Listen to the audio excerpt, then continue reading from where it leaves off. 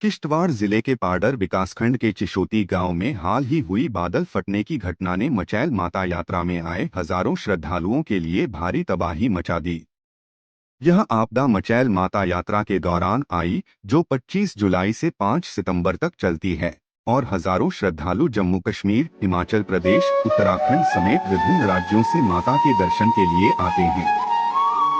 इस प्राकृतिक आपदा के समय श्रद्धालु चिशोती गांव में लंगर और अस्थायी दुकानों के बीच थे, जहां बादल फटने से बाढ़ आ गई और कई मकान, टेंट, दुकानें बह गईं। इस हादसे में अब तक 30 से अधिक लोगों की मौत हो चुकी है और कई घायल हैं। साथ ही 200 से अधिक लोग लापता भी बताए जा रहे हैं। प्रशासन और बचाव दल ने राहत कार्य तेज कर दिए हैं। इस घटना को लेकर यह प्रतिबिंब उठता है कि क्या प्राकृतिक आपदाएं और देव पूजा में हो रहे बदलाव, यात्रा की बढ़ती भीड़, अस्थायी व्यवस्था और कहीं प्रकृति से छेड़छाड़ का खामियाजा तो नहीं करवा रहे। स्थानीय मान्यताओं के अनुसार मचैल माता दरअसल पांगी की मिंधल माता का रूप हैं, जिनकी पूजा और यात्रा में नियम और मर्यादाओं का खास ध्यान माना जाता है। श्रद्धालु जब नियमों का पालन करते हैं, तब यह यात्रा साधना बनती है।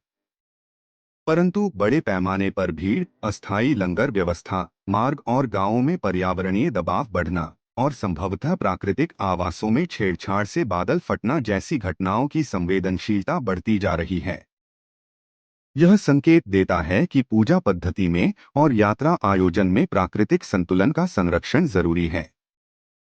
देव आस्था केवल दर्शन तक सीमित नहीं, बल्कि प्रकृति और स्थानीय नियमों के सम्मान में भी है। इस आपदा के बाद स्थानीय लोगों और श्रद्धालुओं के बीच यह सवाल उठ रहा है कि क्या हमारी आस्था के साथ साथ प्रकृति का भी सम्मान नहीं हो रहा, जिससे हम इस प्रकार की त्रासदी का शिकार हो रहे हैं।